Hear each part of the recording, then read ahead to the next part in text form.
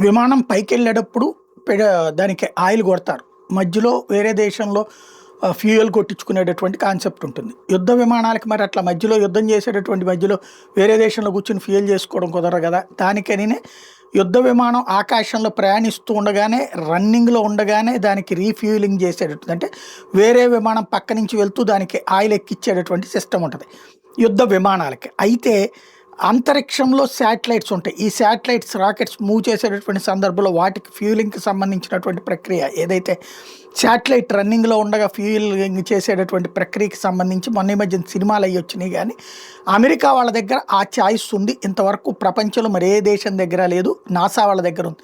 ఇప్పుడు భారతదేశం అందులో రెండవ దేశం కిందన తయారు కాబోతోంది.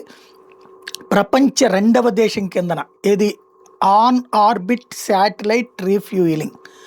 శాటిలైట్కి రీఫ్యూయలింగ్ అన్నటువంటిది ఆర్బిట్లో అంతరిక్షంలో ఉండగానే చేసేటటువంటి వ్యవస్థ భారతదేశం కనుక్కుంది. ఆర్బిట్ ఎయిడ్స్ 25 కిలోల ఆయిల్ శాట్ ద్వారా ఈ కార్యక్రమం చేయబోతోంది. ఇస్రో ఇది PSLV-C ద్వారా రన్నింగ్లోకి తీసుకొస్తుంది. ఇది ప్రపంచ చరిత్రలో, భారతదేశపు అంతరిక్ష చరిత్రలో అతిపెద్దదైనటువంటి ఘనత కిందకి మారుతోంది. స్పేస్ టెక్నాలజీ అన్నటువంటి దాంట్లో ఇది ఒక అద్భుతం అన్నటువంటిది ప్రతి ఒక్క పరిశోధకులు చెప్తున్నటువంటి అంశం.